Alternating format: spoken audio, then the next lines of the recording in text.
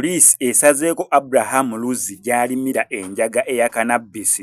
Ono nga bulijjo ku TikTok ateekayo obutambi obulaga nti alima enjaga. On top of that nga giyigiriza n'abaana abato engeri y'okugirima. Aba security babadde concerned era bwe bati ne bagendayo ku nnimiro ye n'abalaga ekituufu kyakola. Naye n'enjaga nga mu katambi awe mugiraba ng'agezaako bannyonnyola ye enjaga kyayagala ogikozesa naki exactly kyakola ku gundi eyo. Abasirikale bagenze okuvaayo amazima ga Katonda nga bakkiriza omusajja ono yeeyongera okulima enjaga. Amakulu mu kyo tutandise okulaba lwaki akasajja kano kaali katugamba okukalonda mu Kampala kyali kiyamba ffe ate ng'amakulu gali nti amazima kyali kigenda kuyamba ffe. Sooka olaba obutambi buno. Nti cannabis ono si yoli buli omu oliyimirira kwatawo okutte bwoti okiteewo kwata ekirala okiteewo kwata ekirala ati afande kikyolaba mafuta ye oyiro go bajja muki muzino cannabis oba enjaga ya cannabis bino si ebyanya afande abantu ne bonooneka emitwe era kino oli ne bwakibbawo tekimuyamba ne bwabismoking tebikola ki tebimuyamba tebyakana kwaka so yini njaji bayita experimental medicinal cannabis ekola eddagala era ono oyiro go bagenda squeezingamu era ne bwowunyako olya nkazza bulamu byereerebuka tubyayita ebyuma naro ine ebyuma era president awagira nnyo value addition naro ine ebyuma ebikamula kati license wagifuna otya tagala tegeera buli omu kati license omuntu oyina okutuukirira Ministry of Internal Affairs nekukebera n'ofuna details eziraga nti tuli muzi wa misango ate era nga responsible citizen olina okufuna certificate of non-criminal record from police akati Interpol akati n'omala olina okuba ne kituyita at least $5 million wa akawunti lwaki nga ne bank guarantee at least ya billion 2 reason kuba n'ensigo zino zoolabye wana afande zoolaba ezigenda just ku 10 acres zigula $48,000 ejja dola sebu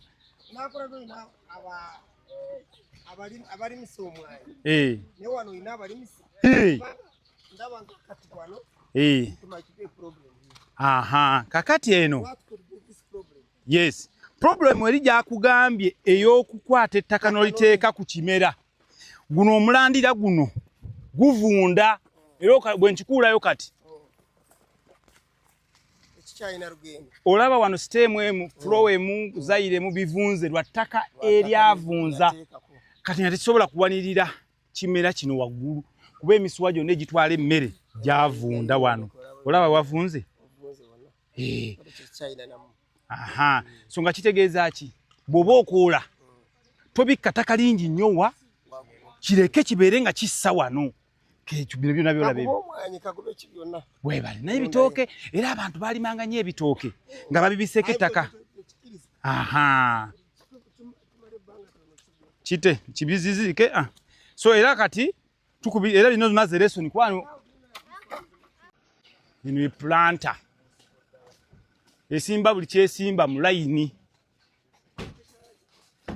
planta esabangaza azikuchara otubigirize nokukora ngendo kwangezo zogura nabura omwani guri tukorere wano nawe banzinza kugura wontu alekati kati abantu bali bakimanyi nti government yaffe yateka plantinga buli ki yonna seed yonna gyomanya tetekamu n'ekigimusa same time kikyo madombuza government eyina ebitongole mu yateeka sente bana Uganda bagagawale neti babimanyi nga nalo project eyo yokoleze ensigo waliwo ababikola nga tewetawanya government nga bisasula byonna ngugenda n'ogula yesigezo kusa awareness toba katukosa social media so kati afande no erima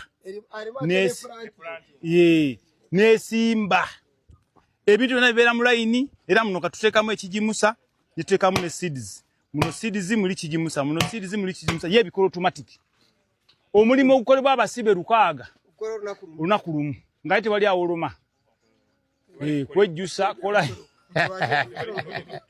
Ani yakutumoze emisango. Aha, kino kisaawa kati bisaawe betugenda okukola.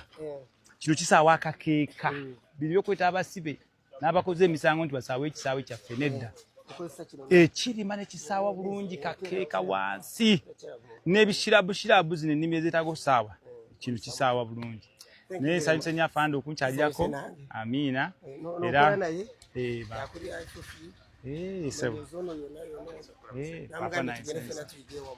era welcome anytime. Weebale nnyo ate nga gwe ow'ebyokwerinda mu government kati mufuna n'eddoboozi ettuufu eriri wano. Kati nange nkuwadde esimu yange. Esawa. Kyetaagisa naffe. Tujja kuleeta n'abapoliisi bange gye bayige. Aha. Kuba abamu mubeere ng'owulira ŋŋambo. Kirabika ekiri eyo babi. Amiina. Amiina. Eri effumbiro lyaffe eno nnyumba ya Stolo Sala. Ne baby ali waka ayonsa yagizimba eyo gy'olaba. Naye nga suubira okukola ebisulo wali emabbali bagimaliriza. Wano si waffe y'oli omuntu gwe twagala. Ebisulo tugenda tusuubira wano okumaliriza nabo.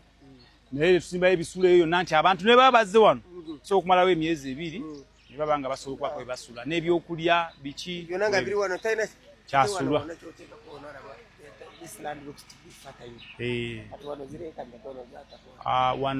Eka 7 ezo oyo twagala okugattako then tubukawo then tujoyininga kwa fatifaye tulijoyininga eno naliwa kati nali wakati wano.